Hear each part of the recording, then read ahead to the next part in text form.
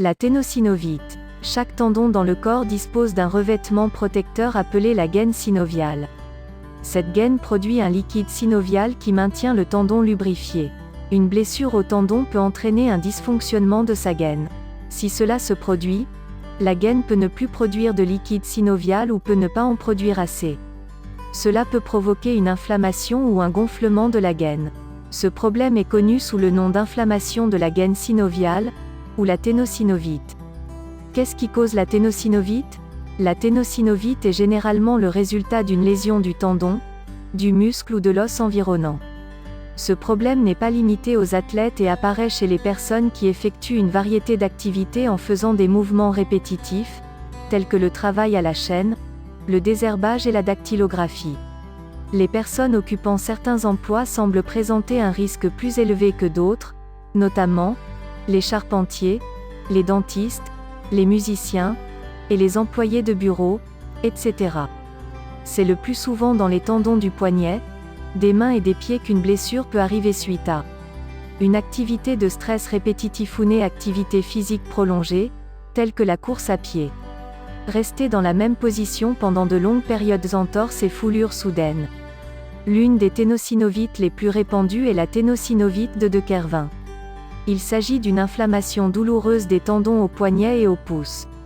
Lorsque les tendons enflés se frottent contre le tunnel étroit par lequel ils passent, cela provoque une douleur à la base du pouce et dans l'avant-bras. L'inflammation de la gaine synoviale peut également être due à des problèmes de santé sous-jacents, tels que la polyarthrite rhumatoïde, sclérodermie, la goutte, le diabète, l'arthrite réactive, telle que le syndrome de Reiter, et la blénorragie. La cause de la maladie ne peut pas être déterminée chez certaines personnes. Dans des cas rares, la ténosynovite est due à une infection résultant d'une coupure ou d'une perforation du tendon. Quels sont les symptômes de la ténosynovite ? La ténosynovite est plus fréquente dans les mains, les pieds et les poignets. Cependant, elle peut apparaître dans tous les tendons du corps, y compris ceux de l'épaule, du coude et du genou. Et en cas de ténosynovite, les symptômes suivants peuvent apparaître. Raideur articulaire, rendant difficile le mouvement, gonflement des articulations, douleur articulaire. Sensibilité articulaire, rougeur de la peau qui recouvre le tendon en question. Craquement des doigts et des orteils pendant les mouvements. Certaines personnes peuvent développer de la fièvre. Cela indique la présence d'une infection et nécessite des soins médicaux immédiats. La ténosynovite demeure un problème articulaire guérissable et plusieurs traitements existent pour y remédier. Traitement courant pour la ténosynovite. Le traitement de la ténosynovite est axé sur la diminution de l'inflammation et de la douleur. Votre médecin vous proposera d'ailleurs la meilleure stratégie à suivre. Une des stratégies consiste à reposer la zone touchée en mettant fin aux activités qui ont provoqué la blessure initiale.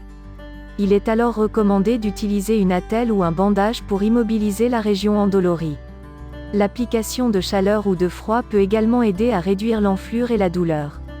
Le médecin peut vous recommander également de faire un massage, un étirement de la zone touchée, une stimulation nerveuse électrique transcutanée, TENS, ou des ultrasons. Il est aussi recommandé de prendre régulièrement un bain tiède d'eau de romarin. Il a un effet anti-inflammatoire et relaxant. En plus de boire des infusions au gingembre qui permettent de réduire la douleur et l'inflammation. Une fois le tendon guéri, le médecin peut vous recommander des exercices ou une thérapie physique pour renforcer vos muscles. Le fait de renforcer les muscles aide à protéger le tendon des blessures à l'avenir. Il faut garder à l'esprit que la ténosynovite peut revenir à tout moment si vous ne faites pas attention à vos postures et vos mouvements.